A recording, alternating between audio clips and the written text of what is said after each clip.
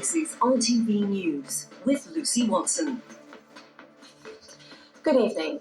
Fresh doubts have been raised today about the government's plan to send asylum seekers to Rwanda as hundreds of people continue to cross the channel.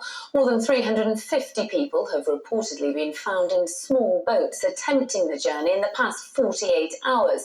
It comes just days after the government's controversial policy to send some migrants overseas became law. But charities are warning it isn't putting people off from making the dangerous crossing. Here's our political correspondent, Libby. For 11 days, there'd been no sightings of boats, some arguing that was down to the government's controversial new policy to deport refugees to Rwanda. But it seems bad weather was the main reason. In calmer seas, the crossings have begun again.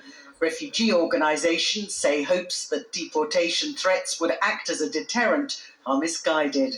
We would say that it's a complete abdication of our international responsibilities, and it's something that just won't work. Under international law, you are entitled to seek asylum, and it can be in a country of your choice. No, it can't, Bridget! A one-way ticket to Rwanda, that strips away that choice. Last month, the Home Secretary travelled to Rwanda to seal a deal with the government there to take refugees to ease pressures in the system. It requires us to use every tool at our disposal and also to find new solutions. But today, the Home Office wouldn't comment on whether the policy was working, instead issuing a statement saying the rise in dangerous channel crossings is unacceptable.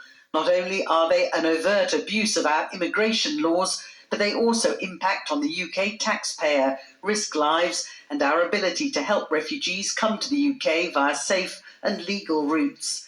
Labour says international cooperation is the best approach. Nobody wants to see anybody making that perilous journey across the channel, and everybody wants to crack down on the criminal gangs that are driving this. I think the best way to do that is to have an international coordinated criminal response. It may be early days, but already the new policy, it seems, is in choppy waters. Libby joins me in the studio now. Libby, this was met with a fair amount of criticism to begin with. This could be potentially embarrassing for the government, couldn't it?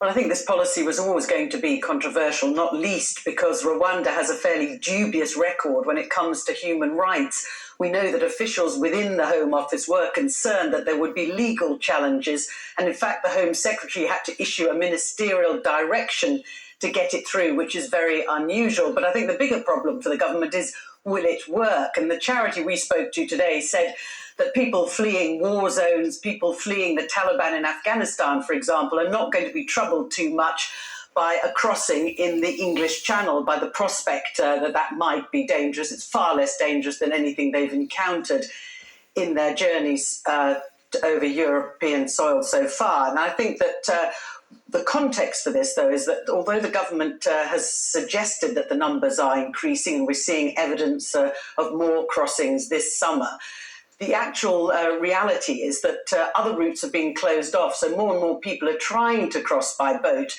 Compared to 20 years ago, there are still just half the number of people applying for asylum in this country. So it looks like it's a very serious problem that perhaps requires a very radical solution, but I think the reality is that it's somewhat different. Libby, thank you. To Ukraine now, where efforts to